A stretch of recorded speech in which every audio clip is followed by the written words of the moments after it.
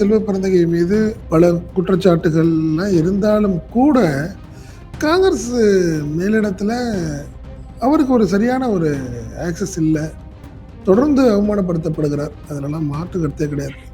காரணம்னா குறிப்பாக பார்த்தீங்கன்னா மாணிக் தாக்கூர், பிரவீன் சக்கரவர்த்தி எல்லாம் தனியாக அவங்க ஒரு தனி அரசியல் பண்ணும்போது மாநில தலைவருங்கிற அடிப்படையில் அவங்க எதையுமே கன்சல்ட் பண்ணுறதில்ல. 2 நாளைக்கு முன்னாடி கொடுத்த பேட்டியின் போது கூட நான் விலக முடிவு செய்திருக்கிறேன்னு தான் சொல்றார். நீங்க காங்கிரஸ் தலைமை அதெல்லாம் யோசிக்காது, உடனே தூக்கி போட்டுட்டு அடுத்தவங்களை போட்டிருப்பாங்க. புரியுதுங்களா? பட் ஏதோ ஒரு ஹோல்டில் அவர் இருக்கார். அது கார்கே மூலியமாவா ஏதோ ஒரு ஹோல்டில் செல்வ பிறந்தகை ஒன்றும் செய்ய முடியல. ஒரு டீம் என்னென்னமோ முயற்சி பண்ணி பார்க்குது, முடியல. அதுதான் இப்போதைய நிலை. ஒரு வேளை ஒரு வாரத்திலேயோ 10 நாள்லேயோ அவர் விலகிடுவார். புதிய தலைவர் யார் அப்படிங்கிற ஒரு கேள்விக்குறி வந்துருக்கு. திமுகவை டாரிங்காக எதுக்கணும், விஜயோட ஒரு அண்டர்ஸ்டாண்டிங்கில் இருக்கக்கூடிய தலைவரை கொண்டாடணும்னு நினைக்கிறார். ராகுல் காந்தியோடைய விருப்பம் அதுதான், அதில் மாற்று கருத்து கிடையாது. அதனால தான் நான் பிரவீன் சக்கரவர்த்தி இல்லைன்னு சொல்கிறேன். பிரவீன் சக்கரவர்த்தி வேண்டாம்னு முடிவு பண்ணிட்டாங்க. அப்படி பார்க்கும்போது நீங்கள் அதில் இவர் தான் ஃபஸ்ட்டு, மாணிக் தாக்கூர் தானே நம்பர் 1 இருக்கார்.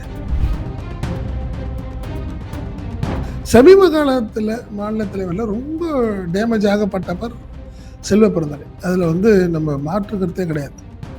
நீங்கள் அகில தலைமையே அவரை அவமானப்படுத்த ஆரம்பிச்சிச்சு ஒரு ஸ்டேஜில். என்ன, நீங்கள் முக்கியமான டேர்ம்ஸ் எல்லாம் பார்த்தீங்கன்னா சிதம்பரம் மூலியமாக பேச ஆரம்பித்தாங்க. ஃபஸ்ட்டு திமுகவை சமாதானப்படுத்துகிறதா இருக்கட்டும், ராஜ்யசபா விஷயங்களாக இருக்கட்டும். அதுக்கப்புறம் இப்போ கூட்டணி மாறி விஜய்கிட்ட இப்போ பேசுகிற விஷயங்கள் எல்லாத்தையுமே சிதம்பரம் மூலியமாக தான் டீல் பண்ணிகிட்டு இருக்கிறாங்க. அப்போ மாநில தலைவருக்கு மரியாதைலாம் போய்டும்ல உங்களுக்கு. மாணிக் தாக்கூர் மேலே ஒரு அலிகேஷன் என்னன்னா, திமுக கூட்டணியிலே காங்கிரஸ் இருக்கும்போது கூட ஆதவ அர்ஜுன் மூலியமா அவருக்கு ஒரு பெரிய தொகை வழங்கப்பட்டுச்சு. அதன் தொடர்ச்சியாக தான் அவர் அவருடைய மூமெண்ட்டே வேற மாதிரி இருந்தது அப்படின்னு ஒரு அலிகேஷன் இருந்துக்கிட்டே இருக்கு. காங்கிரஸ் தலைவர்களே மறைமுகமாக சொன்னாங்க, மாணிக் தாக்கூர் ஏன் அப்படி திடீர்னு ரொம்ப உணர்ச்சி வசப்பட்டு பேசுகிறாரு, கட்சி வளர்ச்சிக்கு என்ன அவர் பண்ணியிருக்காரு தமிழ்நாட்டில் இது வரைக்கும், திடீர்னு அவருக்கு என்ன ரோஷம் அப்படின்னு தான் கேட்டாங்க.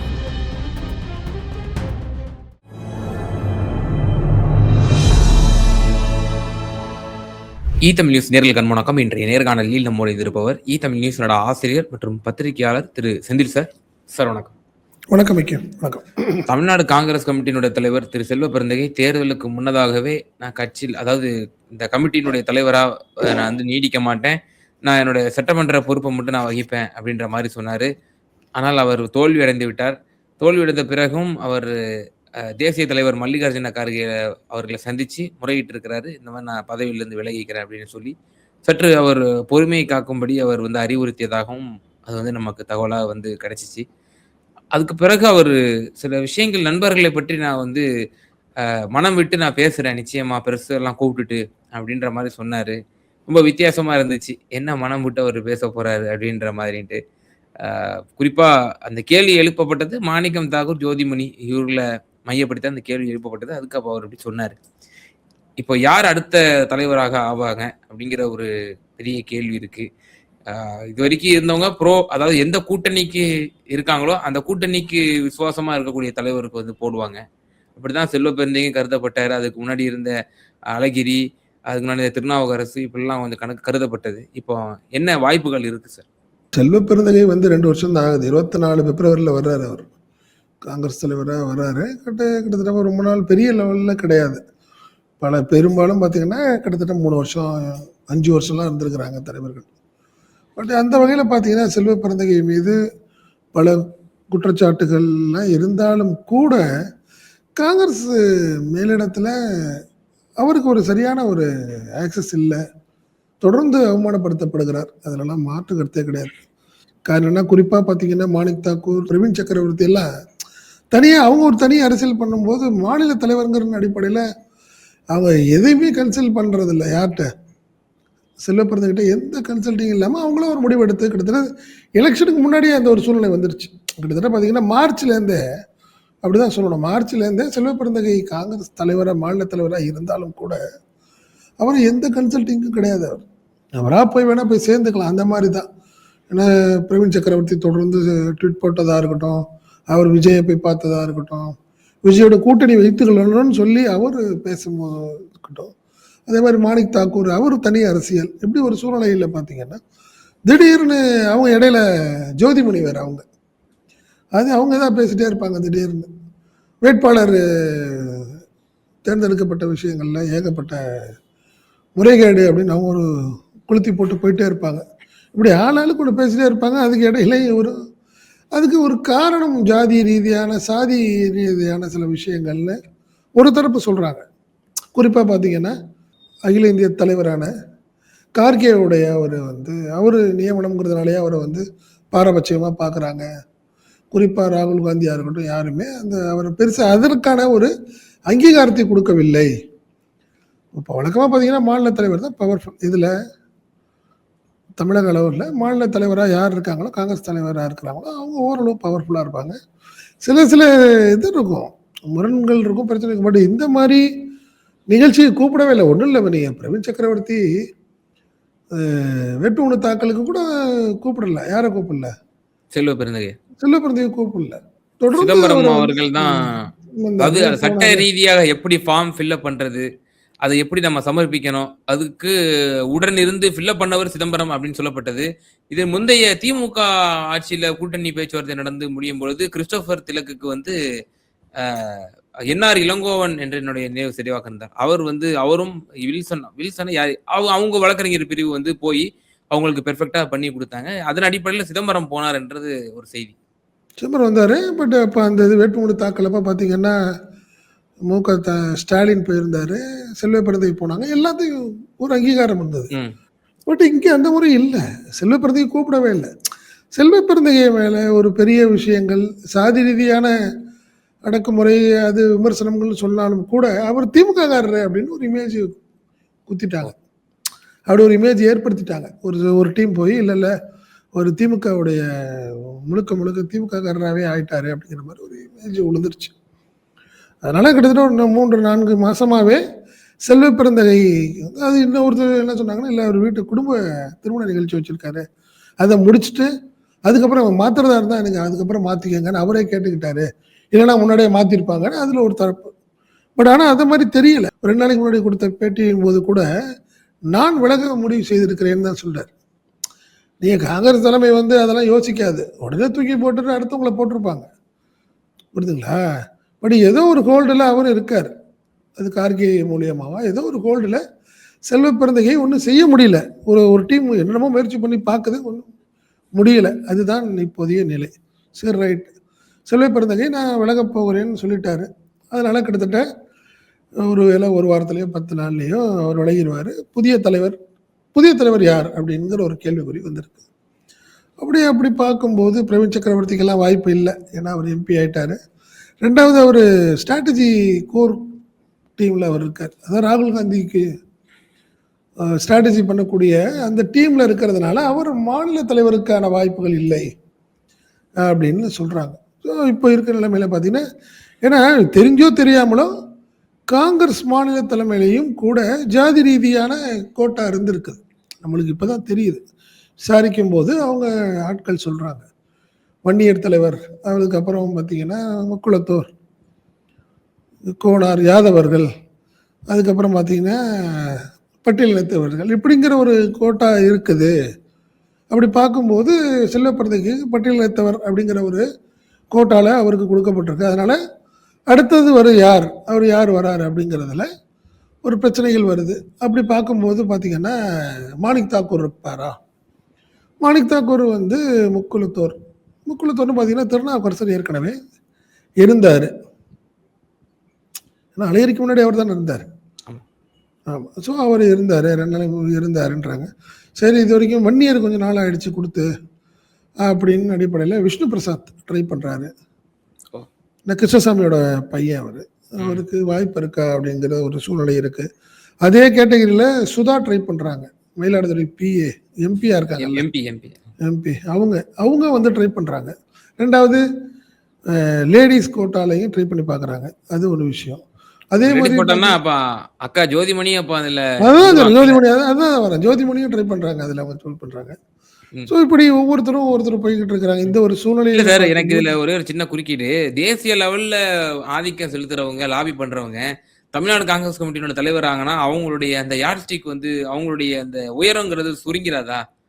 அப்போ யார அவங்க சொல்லி எப்படி யார இப்ப ஃபார் யார எக்ஸாம்பிள் இப்போ சொல்லியிருக்காங்க? இப்போ மாணிக்கம் தாக்கூர், ஜோதிமணிய வச்சுப்போம். மாணிக்கம் தாக்கூர் ஆமா. தேசிய அதாவது இந்த நாடாளுமன்ற உறுப்பினர் கொறடாவா இருக்காரு காங்கிரஸுக்கு. சரி. கொறடாவா இருக்கிறவரு இப்போ தமிழ்நாடு காங்கிரஸ் கமிட்டியினுடைய தலைவரா இருக்கும்பொழுது, அவர் இங்க தான் அதிகமா கவனம் செலுத்துற மாரி வரும். இங்க எப்படி கட்சிய வளர்க்கலாம்? திமுகவ எப்படி நோண்டலாம்? இங்க எப்படி நம்ம வந்து டிவிகேவுக்கு எப்படி முட்டு குடுக்கலாம்னு தான் அவரோட சிந்தனை போகும். அப்போ இதன் மூலியமா டிஎம்கேவோட 22 எம்பிக்கள் நேரடியா போய் பிஜேபில போய் சேர்ந்துருங்க.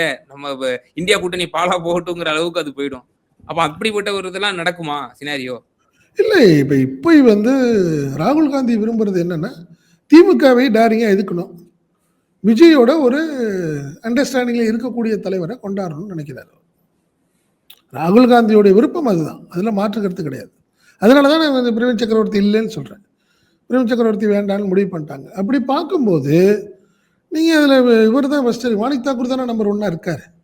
ம். திமுகவ அடிக்கணும். விமர்சனம் பண்ணணும். அதுக்கு ஒரு ஆள் வேணும். அவங்க திமுக விமர்சனத்தையும் தாக்கு பிடிக்கக்கூடிய ஒரு ஆளா இருக்கணும்னு நினைக்கிறேன். நீங்க அந்த ஒரு விஷயமா தான் பார்க்குதுன்னு வச்சுக்கோங்க. அதில தான். இப்ப நீங்க பெண்கள் லேடீஸ் கோட்டா அப்படின்னு பார்க்கும் பட்சத்தில, சுதா வர்றாங்க. அவங்க வன்னியர் சமூகத்தைச் சேர்ந்தவர்கள். அப்படி ஒரு பார்வை. அப்படி பார்க்கும்போது தான் பார்த்தீங்கன்னா, கவுண்டர் சமுதாயத்தைச் சேர்ந்த ஜோதிமணி வர்றாங்க. அவங்க வர்றாங்க.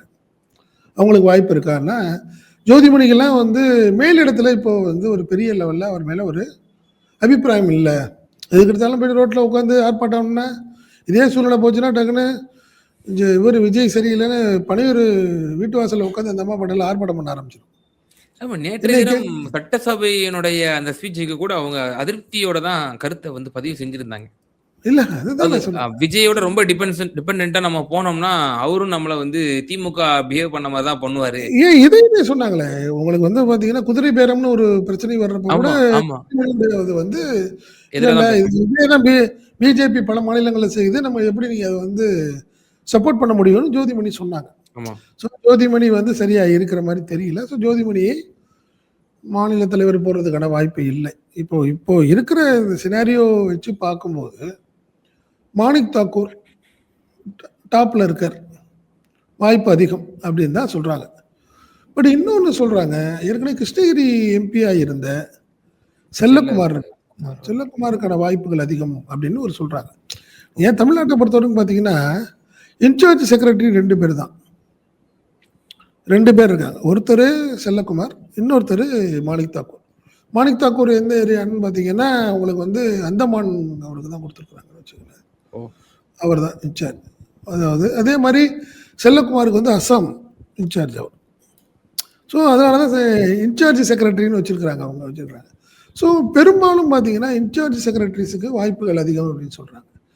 ஸோ செல்லக்குமாரா, மாணிக் தாக்கூரா அப்படிங்கிற ஒரு சூழ்நிலை இப்போ வந்து நிக்குது. இதுல ஒரு எல்லாத்துக்கும் தெரியாத ஒரு விஷயம் ஒரு காங்கிரஸ் தலைவர்ட்ட ஒருத்தர் பேசிட்டு இருக்கும்போது சொல்றாரு. சார் அதுல பெரிய பிரச்சனையே என்னன்னா, மாநில தலைவர் ஆகுறது பெருசு இல்ல. மாநில தலைவர் ஆனதுக்கு அப்புறம் அவங்களுடைய அரசியலே முடிஞ்சு போயிரும். அது தெரியுமா உங்களுக்கு? இதுதான் தமிழ்நாடு வரலாறு. பாருங்களேன் நீங்க பழைய தலைவர்கள்லாம் எடுத்து பாருங்க. யாரு பவர்ஃபுல்லா இருக்காங்கன்னு பாருங்கன்னு சொல்லி அவர் 2, 3 பேர் பேர்லாம் சொல்றாரு. அப்படி பார்க்கும்போது, அதுல காங்கிரஸ்ல ஒரு அதுக்கு வந்து காங்கிரஸ்ல விளையாட்டா அந்த ஒரு வார்த்தை சொல்றாங்க. காங்கிரஸ் தலைவர்களுக்குள்ள பேசிக்கிறது. அது தலைவர்லேருந்து போயிட்டீங்கன்னா விதவை ஆயிடுற மாரி அப்படிங்கிறாங்க. அந்த ஒரு வார்த்தைய விளையாட்டா பேசுறாங்க. அவ்வளோதான் முடிஞ்சு போச்சு அவங்களோட லைஃப் அப்படிங்கிற மாரி ஒரு வார்த்தைய சொல்றாங்க அவங்க. அப்படி பார்த்தா திருநாவுக்கரசர் ஆமா. அப்படிதான் இருக்காரு. திருநாவுக்கரசு இப்ப எங்க இருக்காருன்னே தெரியல. அழகிரி எப்படி இருக்காருன்னு தெரியல பார்த்தீங்களா? அழகிரி என்ன இருக்காருன்னே தெரியல. ஸோ ஆமா. அதனால இந்த சென்டிமெண்ட்ட பார்த்து மாணிக் தாக்கூர் ஓடுறாருங்கிறாரு. ம். ம்ஹ்ம். இந்த நண்பர் என்ன ஆ சொல்றாரு, ஈவிகே அவர்கள் ஆனார்ல. பிறகு எம்எல்ஏ ஆனாரு. சில அவருக்கு பேரு எம்பி டிக்கெட்லாம் கிடைச்சுச்சு. ஏங்க சிதம்பரம் இன்னும் இருக்கார்ல. சாணப்பாடி இன்னும் ஆ. மாநில தலைவரா இல்ல அவரு. அது தெரியுமா இல்ல உங்களுக்கு? சிதம்பரம் மாநிலத்தலைவர்ல வந்தது கிடையாது. அவர் மாநில தமிழ்நாடு தலைவர் அரசியல்ல வந்தது வந்தது கிடையாது. வரல அவரு. வரல. அவர் சும்மா தேசிய அதனால தலைவர் தான் ஆவறதுக்கு ரேஸ்ல இருக்காராம். ஆமா இருக்காரு. அதனால நீங்க அதுல என்ன பிரச்சனைன்னா, இந்த சென்டிமெண்ட்ட பார்த்து பயந்துட்டு மாணிக் தாக்கூர் உழுந்து பிடிச்சு ஓடிட்டு இருக்காப்ல. ஐய்யய்யோ! இதுக்கப்புறம் அரசியலே முடிஞ்சிரும் நம்ம லைஃபு. ஸோ நம்ம சின்ன வயசா இருக்கிறோம். ஸோ அதனால மாநில தலைவர் எனக்கு வேண்டாம். அப்படின்னு வெளிய சொல்லிக்கிட்டு இருக்காரு மாணிக் தாக்கூர். அதுதான் வேடிக்கை. புரியுதுங்களா? இது ஒரு விஷயம் ஓடிட்டு இருக்கு. ஸோ அதனால செல்லக்குமாருக்கான வாய்ப்புகள் அதிகம். அவர் செட்டியார் சமூகத்தைச் சேர்ந்தவர். ஸோ அவருக்கான வாய்ப்புகள் அதிகம் அப்படின்னு ஒரு டாக் ஓடுது. இதுதான் இப்போதைய சூழ்நிலையில ஓடிட்டு இருக்கு. ஆமா. செல்வ பெருந்தகை தலைவராக பொறுப்பேற்பதற்கு முன்னதாக ஒரு அதிகமா டாக் ஓடுனது வந்து ஐபிஎஸ் வர்சஸ் ஐஏஎஸ்ன்னு நம்ம கொண்டு வரலாம் அப்படின்ற ஒரு ஸ்ட்ராட்டஜிய வந்து பெருசா பேசப்பட்டது. அங்க அண்ணாமலை ஐபிஎஸ் ரொம்ப பயங்கரமா அவர் வந்து தன்னை தானே பரபரப்பா வந்து வச்சுக்கிறாரு. பயங்கரமா வளர்த்துட்டாரு கட்சிய அப்படின்ற ஒரு பிம்பம். இங்கேயும் காங்கிரஸ்லயும் அப்படி ஒரு சசிகாந்த் செந்தில் ஐஏஎஸ கொண்டு வந்து நம்ம தமிழ்நாடு காங்கிரஸ் கமிட்டியும் ஒரு பெருசா நம்ம ஒரு இதை ஹைப்பை கிரியேட் பண்ணலாம். அடுத்து நம்ம கட்சிய கிராமந்தோறும் வளர்த்தரலாம் அப்படிங்கிற மாதிரிலாம் சொல்லிட்டு இருந்தாங்க. பிறகுதான் செல்வ பெருந்தகைக்கு போச்சு. இப்போ ஏற்கனவே ஒரு தலித் தலைவர் தான் இருக்கிறாரு. மீண்டும் ஒரு தலித் தலைவருக்கு வாய்ப்பு கொடுப்பாங்களா? வாய்ப்பில்லை. அவருக்கு வாய்ப்பில்லை. அவருக்கு 2 விஷயம் இருக்கு. இன்னொன்னு சவுக்கு சங்கர் உடைய உறவினருங்கிற ஒரு பேச்சு இருக்கு அவருக்கு. என்ன அவருக்கு ஒரு பெரிய ஒரு அது ஒரு ஹடிலா தான் சொல்றேன் நான். அது வந்து அவங்களுக்குள்ள டேர்ம்ஸ் என்னங்கிறதெல்லாம் அப்புறம். பட் பேசுவாங்கல்ல உங்களுக்கு. நீ எந்த பிரச்சனையாலும் இப்போ செல்வ பெருந்தகையை வந்து சவுக் சங்கர் அடி நவுத்துனாப்புல. அதுக்கு காரணமே கூட அவரை காலி பண்ணிட்டு அவருக்கும் சசிகாந்த் செந்திலுக்கும் டேர்ம்ஸ் நல்லா இல்லை. அதன் தொடர்ந்து சசிகாந்த் செந்தில் வந்து டைரெக்டாக மோதாமல் சவுக்கு சங்கரை வச்சு அடிச்சுக்கிட்டு இருக்காரு அப்படின்னு ஒரு கூட்டம் சொல்லிட்டு தான் இருந்தாங்க. புரியுதுங்களா? ஸோ அதனால் அவர் சசிகாந்த் செந்திலுக்கு இந்த முறைக்கு வாய்ப்பு இல்லை. என்ன காரணம்னா பட்டியலத்தை சேர்ந்த ஏற்கனவே ஒருத்தர் இப்போ தான் டேர்ம்ஸ் முடியுது, அவருக்கு டேர்ம் முடியுது. ஸோ இன்னொருத்தருக்கும் கொடுத்தா சரியாக இருக்காது அப்படிங்கிறது. ஏன்னா ஏற்கனவே கார்கேக்கு ஒரு பேர் இருக்குது. அவர் தலித் தலைவர். அவர் வந்து மாநில தலைவர் எல்லாத்தையும் இது மாதிரி தனக்கு தான் சமூகத்தை சேர்ந்தவர்களே போடுறாருன்னு சொல்லி காங்கிரஸ்லேயும் ஒரு தரப்பு, குறிப்பாக ராகுல் காந்தி டீம் அவரை வந்து வேற மாதிரி டேமேஜ் பண்ணிட்டு இருக்கு. அப்படிலாம் கார்கே பார்த்து வந்திருக்க முடியாது. என்ன புரியுதுங்களா? அப்படி தியாகங்கள் அடிப்படையில் தான் இன்னைக்கு வந்து ஒரு சாதாரணமாக கர்நாடகாவில் இருந்து சாதாரண ஒரு கிராமத்துலேருந்து பிறந்த ஒருத்தர் வளர்ந்துருக்காருன்னா ஜாதி பின்பலம் மட்டும் மறந்துருக்க முடியும். அந்த ஜாதின்னா இருந்து எவ்வளோ போராடி அவர் ஜெயிச்சு வந்திருப்பார். பட் இன்னைக்கு இந்த சமுதாயத்தை வேற மாதிரி காங்கிரஸில் அவரை கார்கேயை ஒரு டேமேஜ் பண்ணி வைக்கிறாங்கன்னு வச்சுக்கோங்க. ஸோ அதனால வாய்ப்பு ரொம்ப கம்மி. பட்டியலத்தை சேர்ந்த அடுத்த தலைவரும் பட்டியலத்தை சேர்ந்தவராக வர்றதுக்கான வாய்ப்பு ரொம்ப கம்மி. இன்னொரு சிக்கல் என்னன்னா, பட்டியலத்தவர்கள் ஆல்ரெடி கொடுத்திருக்காங்க. இப்ப இன்னும் மீண்டும் அவரு கொடுப்பது சிக்கல். அது ஒரு பக்கம். இன்னொரு பக்கம் சொல்லப்படுது அவர் ப்ரோ டிஎம்கே மைண்ட் செட் உள்ளவர், டிஎம்கேவை டேரிங்கா எதிர்க்க மாட்டாரு அப்படிங்கிற ஒரு நீங்க பிரச்சனையே அதுதான். நீங்க சசிகாந்த் செந்திலுக்கு பிரவீன் சக்கரவர்த்திக்கு சுத்தமா ஒத்து வராது. நீங்க காங்கிரஸின் அதாவது கோஷ்டி பூசலின் உச்சம் தான் காங்கிரஸ். இந்த இவர் ஆளு அவர் ஆளு இவர் ஆளு அவர் ஆளு இப்படியே தான் பிரிச்சு காலி பண்ணி விட்டுருவாங்க. காங்கிரஸ் வளராததுக்கு காரணமே அதுதான். ஏன் ராகுல் காந்திக்கு திடீர்னு திமுக மேல கோவம். திமுக நீங்க தான் ஒருத்தர் தலைவர் ஆக்குறீங்க, நீங்க திமுகவோட அனுசரிச்சு போங்க, நீங்க தான் அவங்கள உள்ள தள்ளி விடுறீங்க. திடீர்னு அவங்க ஒன்று திமுக ஆளாகணும்னு நீங்களே இன்னைக்கு வந்து பேசுறீங்கன்னா எப்படி இருக்கும் அது? நீ மாநில தலைவரா பாருங்க. நேற்று வரைக்கும் நீங்க வந்து கூட்டணி கட்சியா இருந்தது திமுக. ஸோ அதனால செல்வ பெருந்தகை அவரோட ரொம்ப இணக்கமா இருந்திருக்கலாம். இப்ப என்ன நினைக்கிறீங்க? நீங்க தாவேக்கோட இணக்கமா இருக்கக்கூடிய தலைவரை தான் நீங்க தேர்ந்தெடுக்கணும்னு நினைக்கிறீங்க. புரியுதுங்களா? அப்ப நீங்க என்ன பண்ணீங்க? ஒரு காலத்துல விஜய்க்கு ரொம்ப வேண்டியவர் ஆயிடுவார்ல மாநில தலைவர். அப்படி நீங்க கோவப்படுறதுல அர்த்தமே இல்லைங்கிறேன் நான். 2 தினங்களுக்கு முன்னதாக நம்முடைய ஈத்தமிழுக்கு காங்கிரஸ் கட்சியிலிருந்து விலகி திராவிட முன்னேற்ற கழகத்தில் இணைந்த வேட்பாளர் சிங்காநல்லூர் வேட்பாளர் ஸ்ரீநிதி அவர்கள் ஒரு பேட்டி கொடுக்கும்போது சொன்னாங்க, எந்த அளவுக்கு கோஷ்டி பூசல் இருக்கு அப்படின்னா, மத்திய பிரதேசத்துல ராஜ்யசபாவுடைய உறுப்பினருக்கான அந்த வேட்புமனு தாக்கல் வந்து நிராகரிக்கப்பட்டது. காங்கிரஸ் வேட்பாளர் பெண்மணி, பேரு எனக்கு நினைவில்லை, அவங்களுடைய வேட்புமனு நிராகரிப்புக்கு காரணமே காங்கிரஸார் தான். திட்டமிட்டே காங்கிரஸ்ல உள்ளவங்க வந்து நேரடியா பிஜேபி கிட்ட போய் என்னென்ன மாதிரி குறைகள்லாம் இருக்கு, இவங்கள்ட்ட என்னென்ன கேசஸ் எல்லாம் இருக்கு, இதெல்லாம் போய் கொடுங்க, ஒரு பெட்டிஷனா கொடுங்கன்னு சொல்லி காங்கிரஸ்காரர்களே உள்ளடி வேலை செஞ்சு அந்த மத்திய பிரதேசனுடைய அந்த கிடைக்க வேண்டிய ஒரு ராஜ்யசபா உறுப்பினர்கள் வந்து போக்கா போச்சு அப்படின்னு சொல்லி பார்த்தோம். அந்த அளவுக்கு இங்க செல்வ பெருந்தகை ஃபார் எக்ஸாம்பிள், செல்வ பெருந்தகை அவர்களும் பொறுப்பேற்று சில குறுகிய காலகட்டத்திலே 6 மாதத்துக்கு உட்பட்ட காலகட்டத்திலேயே 22 மாவட்ட தலைவர்கள் நேரா போய் டெல்லிக்கு போய் முகாமிட்டு புதிய தலைவரை நியமிங்க, அவர் மேல ஜாதி சாயம் பூசி அதாவது என்ன நடந்ததுங்கிறது நம்மளுக்கு தெரியாது, அது வேற விஷயம். பட் அவங்கள வந்து உடனே நீங்க உங்களை அவரை செல்வ பிறந்தகை அவராக வந்து வரல, உங்கள் தலைமை தான் அவரை அனுப்புது. அவர் ஆயிட்டார். நல்லதோ கெட்டதோ ஒரு 3 வருஷம் அவருக்கு டைம் கொடுப்பா. இப்போ பேசுறீங்கல்ல, விஜய்க்கு டைம் கொடுத்துறீங்க, 6 மாதம் கொடுங்க, 1 வருஷம் கொடுங்கன்னு சொல்கிற மாதிரி தானேங்க மாநில தலைவர் இருக்கும். வாய்ப்பை கொடுங்கன்னா, ஆனால் அதுக்குள்ளேயே அவரை போட்டு என்னை பொறுத்தவரை சமீப காலத்தில் மாநில தலைவரில் ரொம்ப டேமேஜ் ஆகப்பட்டவர் செல்வ பிறந்தகை. அதில் வந்து நம்ம மாற்று கருத்தே கிடையாது. நீங்கள் அகில இந்திய தலைமையே அவரை வந்து அவமானப்படுத்த ஆரம்பிச்சிச்சு ஒரு ஸ்டேஜில். என்ன, நீங்கள் முக்கியமான டேர்ம்ஸ் எல்லாம் வந்து பார்த்தீங்கன்னா சிதம்பரம் மூலியமாக பேச ஆரம்பித்தாங்க. ஃபஸ்ட்டு திமுகவை சமாதானப்படுத்துறதா இருக்கட்டும், ராஜ்யசபா விஷயங்களாக இருக்கட்டும், அதுக்கப்புறம் இப்போ கூட்டணி மாறி விஜய்கிட்ட இப்போ பேசுகிற விஷயங்கள் எல்லாத்தையுமே சிதம்பரம் மூலியமாக தான் டீல் பண்ணிட்டு இருக்கிறாங்க. அப்போ மாநில தலைவருக்கு மரியாதைலாம் போயிடும்ல உங்களுக்கு. அப்போ என்ன இருக்கு, அப்புறம் எப்படி கூட்டணி கட்சி தலைவர்கள் அவங்கள வந்து மதிப்பாங்க? அது இப்படி ஒரு சூழ்நிலை இருக்கும்போது செல்லக்குமாருக்கான வாய்ப்புகள் அதிகம் அப்படின்னு சொல்கிறாங்க. காரணம் என்னென்னா, திமுகவை அடிக்கணும், அதே சமயம் விஜய்கிட்டையும் ஒரு அரசியல் பண்ண வேண்டிய கட்டாயத்தில் இருக்குது. விஜயோட போய் நீங்கள் டேர்ம்ஸு வச்சுக்கிங்க அப்படின்னு பார்க்கும்போது மற்றவங்கெல்லாம் என்ன சார், உங்களுக்கு தான் மாணிக் தாக்கூர் தான் வேண்டான்னு ஓடுறாரு. வேண்டாம், போயிட்டோம்னா அவ்வளோ அரசியல் முடிஞ்சிடும், இந்த வயசுலேயே முடிஞ்சு போயிடும். அப்படி பார்க்கும்போது கிட்டத்தட்ட செல்லக்குமார் 70 வயசுக்கு நெருங்கிட்டு இருக்காரு. சரி, அவர் போனதுக்கப்புறம் ஒரு 3 வருஷம் இருந்ததுக்கப்புறம் அவர் ரிட்டையர்டு ஸ்டேஜுக்கு போயிடலாம். மற்றவங்க எல்லாமே அந்த ஒரு மனநிலைக்கு வர்றாங்க. இதுதான் இப்போதைய நிலை காங்கிரஸுடைய. இவர் மனம் திறப்பன்னு சொல்றாரு. அப்ப என்ன அலிகேஷன்ஸ் முன் வைப்பாரு? ஜோதிமணி, துவானிக்கம் தாக்கூர், பிரவீன் சக்கரவர்த்தி மேலாம் வைப்பாருங்கிற கேள்வி இருக்கு.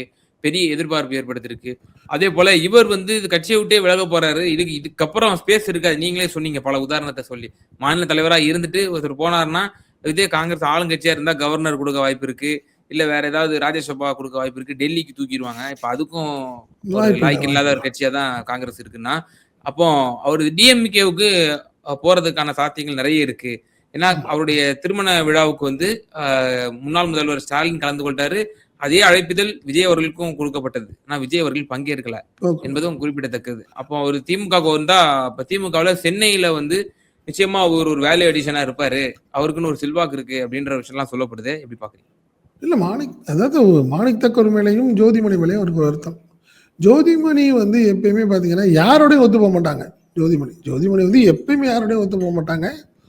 ஸோ அதனால் ஜோதிமணி வந்து ஈகோ பார்க்கக்கூடிய ஒரு நபராக தான் பார்க்குறாங்க காங்கிரஸில். எல்லா நண்பர்களும் அப்படி தான் சொல்கிறாங்க. திடீர்னு இருப்பாங்க, திடீர்னு எதுக்கு கோச்சுக்குவாங்கன்னு தெரியல, பிரச்சனை பண்ணுவாங்க, உடனே அறிக்கை கொடுப்பாங்க, ஆர்ப்பாட்டம் பண்ணுவாங்க. அப்படி ஒரு சூழ்நிலையை அவங்க. பட்டு மாணிக் தாக்கூர் மேலே ஒரு அலிகேஷன் என்னென்னா, திமுக கூட்டணியிலே காங்கிரஸ் இருக்கும்போது கூட ஆதவ அர்ஜுன் மூலியமாக அவருக்கு ஒரு பெரிய தொகை வழங்கப்பட்டுச்சு. அதன் தொடர்ச்சியாக தான் அவர் வந்து அவருடைய மூமெண்ட்டே வேற மாதிரி இருந்தது அப்படின்னு ஒரு அலிகேஷன் இருந்துக்கிட்டே இருக்கு. காங்கிரஸ் தலைவர்களே மறைமுகமாக சொன்னாங்க, மாணிக் தாக்கூர் ஏன் இப்படி திடீர்னு ரொம்ப உணர்ச்சி வசப்பட்டு பேசுகிறாரு, கட்சி வளர்ச்சிக்கு என்ன அவர் பண்ணியிருக்காரு தமிழ்நாட்டில் இது வரைக்கும், திடீர்னு அவருக்கு என்ன ரோஷம் அப்படின்னு தான் கேட்டாங்க. ஏன் 2வது முறை எம்பிங்க அவர், இந்த காங்கிரஸ் கட்சி வளர்ச்சிக்கு என்ன இது வரைக்கும் அவர் பண்ணியிருக்காரு தமிழ்நாட்டில்? இப்போ திடீர்னு 3 மாசமா 2 மாசமா உணர்ச்சி வசப்பட்டு தனியாக போட்டிங்கிறீங்க, இவ்வளோ சீட்டு வேணுங்கிறீங்க, திமுக விமர்சனம் பண்ணிக்கிட்டே இருந்தீங்க, ஏன்னா மதுரை எனக்கு கொடுங்க நான் பார்த்துக்கிறேன்னு சொன்னது, இந்த மாதிரி விஷயங்கள் எல்லாம் தொடர்ந்து அவர் பேசுனதுக்கெல்லாம் காரணம் ஆதவ அர்ஜுன் தான். ஆதவ அர்ஜுன் அவர் ரொம்ப நெருக்கமாக இருந்தாங்க. அவங்க 2 பேரும் சில விஷயங்களில் ரொம்ப மாணிக் தாக்கூரை ஆதவ அர்ஜுன் பயன்படுத்தி கொண்டார் அப்படின்னு சொன்னாங்க. அதற்கு காரணம் பெரும் தொகை வழங்கப்பட்டது அப்படின்னு ஒரு குற்றச்சாட்டு காங்கிரஸ் தரப்புலேயே சொல்லுச்சு, மறைமுகமாக பேச ஆரம்பிச்சாங்கன்னு வச்சுங்களேன். அதை இப்போ வந்து பட்டவர்த்தனமாக வெளிச்சம் போட்டு காட்ட போகிறார் செல்வ பெருந்தகைன்னு சொல்றாங்க. மற்றபடி செல்வ பெருந்தகை ஆமா பெரிய லெவல்ல அவர் சொல்ல போறாரு, கண்டிப்பா நடந்துச்சு, இந்த ஹோட்டல்ல 2 பேரும் சந்திச்சாங்க அப்படின்னு அவர் சொல்ல போறாரு. அதற்கான விஷயங்கள் தான் அதிகம், அதுதான் நடக்க போகுது. ஆமா, அதனாலதான் அதுதான் அவர் சொல்றாரு. பட் ஜோதிமணி மேல என்ன பிரச்சனையா இருக்கும்? ஜோதிமணி ஏதாவது டேர்ம்ஸ் கேட்டிருப்பாங்க, இல்லை யாருக்கா 2 பேருக்கு சீட்டு போட கேட்டிருப்பாங்க, அவங்க அது அவர் முடியாதுன்னு சொல்லியிருப்பாரு. அதனாலதான் இப்போ அவங்க சொல்றது என்னன்னா, வேட்பாளர் தேர்வில் வந்து முறைகேடு இருக்கு, இதை விசாரித்து வெளிக்கொண்டாடணும்னு அந்த அம்மா சொன்னிச்சு. அதுக்கு காரணம் அதாக தான் இருந்திருக்கணும்னு நான் நினைக்கிறேன். ஒன்று. பட் மாணிக் தாக்கூர்கிட்ட பெரிய அலிகேஷன் இருக்குது. அதற்கான ஆதாரங்கள் செல்வ பிறந்தகிட்ட இருக்குது. அதை தான் வெளியிட போறாருன்னு ஒரு தகவல் சொல்றாங்க. நிச்சயமா சார். திரு செல்வ பெருந்தகை 2 தினங்களுக்கு முன்னதாக அவர் கொடுத்த அந்த ஒரு பேட்டி, விரைவில் மனம் திறக்க இருக்கிறேன், நான் தலைவர் பொறுப்பிலிருந்து விலகுவதும் உறுதி என்ற ஒரு விஷயம். பிறகு திராவிட முன்னேற்ற கழகத்தில் தன்னை ஐக்கியப்படுத்த போகிறார் என்கிற ஒரு தகவலும் தொடர்ந்து வந்து கொண்டிருக்கின்றன. பொறுத்திருந்து பார்ப்போம் அவர் என்ன மனம் திறக்க போகிறார், அதில் அவர் வைக்கக்கூடிய விமர்சனங்கள், வைக்கக்கூடிய சார்ஜஸ்லாம் என்னென்ன நம்ம பொறுத்திருந்து பார்ப்போம். ரொம்ப நன்றி உங்களோட நேரத்தை பயணம் வைக்க. நன்றி.